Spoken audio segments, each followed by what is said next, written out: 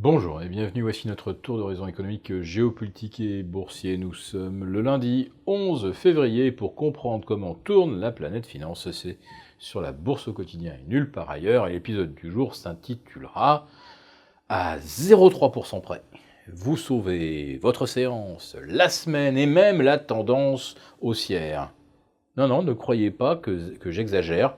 C'est bien avec plus 0,3% au cours des 2 dernières minutes de la séance de vendredi que Wall Street a réussi à aligner une 7e semaine de hausse consécutive. Une séance pourtant mal partie, où les indices perdaient entre 1 et 1,4%. Ça semblait difficile à rattraper. Mais, à la force de l'algo, on a remonté les indices proches de l'équilibre. Et à 2 minutes de la clôture, bang, on a envoyé plus 0,3%, ce qui a permis au S&P 500 de terminer la semaine dans le vert pour plus 0,05%. Le Dow Jones est aussi repassé dans le vert pour 0,10%. Et quant au Nasdaq, alors lui, on l'a envoyé faire une performance de plus 0,47, avec une nouvelle fois, une belle contribution des GAFAM. Car depuis le début de l'année, il faut le savoir, les GAFAM, le M de Microsoft, font 2 fois mieux que l'indice de référence. Le Nasdaq 100 ne gagnant pour l'instant que 9,5%. Tiens, pour une fois, c'est le Nasdaq le plus large qui fait la meilleure performance avec plus 10% très exactement. Ah bah voilà à quoi ont servi les 0,3% vendredi pour le Nasdaq, à lui permettre d'afficher 10,00 depuis le 1er janvier. Bon, la manipulation algorithmique était tellement évidente qu'on pourrait presque la qualifier de grotesque. Néanmoins, il y a tellement d'argent en jeu qu'on va peut-être modérer un peu les épithètes. Grotesque, non. Surtout utile, parce que du point de vue d'un logiciel d'analyse, finir la semaine dans le vert, c'est la continuation de la tendance haussière. C'est ce que je vous expliquais donc dans le titre. Alors qu'est-ce qui pourrait faire que cette tendance va effectivement perdurer alors que les fondamentaux ne sont vraiment pas de notre côté?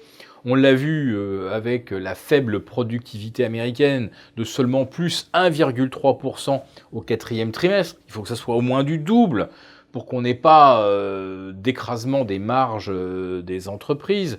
On a vu les indicateurs avancés du secteur tertiaire se dégrader. Et puis alors en France, alors là, le chiffre qui m'a littéralement assis vendredi après-midi, c'est les créations nettes d'emplois, alors public plus privé. On est à 106 000 créations d'emplois pour 2018 contre plus de 320 000 en 2017, une division par 3. Alors rappelez-vous que je vous avais déjà fait part de mon inquiétude en constatant que les créations dans le secteur privé avaient été divisées quasiment par 2 par rapport à 2017, de 253 000 à un peu moins de 130 000. Mais là, en fait, quand on compte le secteur public en plus, c'est encore plus grave. Alors, ça peut s'expliquer, bien sûr, par le fameux dégraissage des administrations. Oui, effectivement, on supprime des postes. Donc, ça se ressent à la fin de l'année. Mais enfin, 106 000 créations d'emplois en France. C'est le tiers du nombre de créations d'emplois au seul mois de janvier aux États-Unis. C'est-à-dire que sur une année entière, un pays de 67 millions d'habitants crée 20 fois moins d'emplois qu'un pays qui fait 5 fois la taille de la population française. Il y a quand même un problème, surtout que, je le répète, le CICE en 2018 marchait à fond et pour tout le monde pouvait en profiter, tout le monde pouvait embaucher, et personne ne le fait car l'avenir apparaît trop incertain.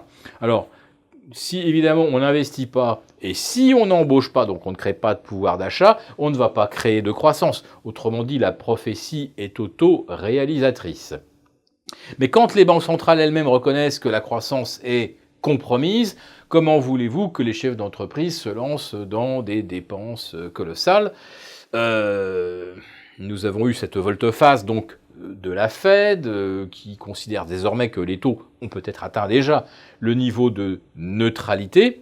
Et puis vous avez Madame Cara de la Fed de San Francisco qui confirme effectivement, alors qu'elle faisait partie de celles qui pensaient qu'il fallait ajouter 2 ou 3 nouvelles hausses de taux pour atteindre la neutralité, la voilà qui à son tour pense qu'on n'est peut-être pas loin du bout de l'histoire. Alors, il y a eu juste une hausse de taux et non pas 3, et l'affaire serait dite.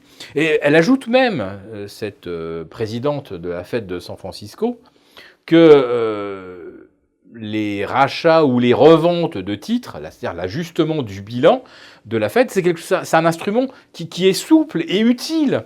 Autrement dit, elle est en train de nous expliquer que la Fed pourrait peut-être arrêter de dégonfler son bilan. Et puis peut-être qu'un jour, elle pourrait se mettre à le regonfler. Pourquoi pas? À racheter des titres. Pourquoi pas un nouveau QE?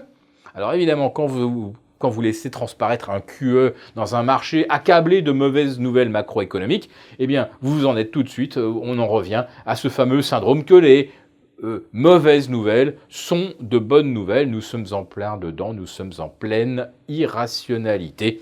Et puis quand vous y ajoutez les manipulations de 0,3%, vous voyez à peu près quel est le contexte. Il n'y a aucune conviction d'aucune sorte dans la hausse à laquelle nous assistons.